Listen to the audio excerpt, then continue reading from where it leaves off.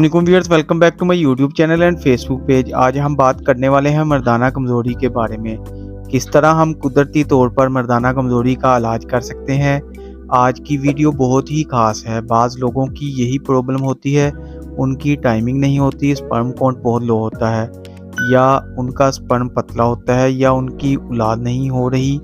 आप लोगों को बताता जाऊँ कि ये एक ऐसा फार्मूला है जो 40 साल के बंदे को 16 साल वाली फीलिंग दे सकता है। अगर मैं आपको स्टेम एक्स कैप्सूल के फ़ायदे बताऊं तो आप लोग हैरान हो जाएंगे कि ये कैप्सूल हमने पहले इस्तेमाल क्यों नहीं किया। अगर आप भी यही चाहते हैं कि आपकी भी ये प्रॉब्लम हल हो जाए तो इस वीडियो के बाद आपको कोई दूसरी वीडियो देखने की ज़रूरत ही नहीं होगी।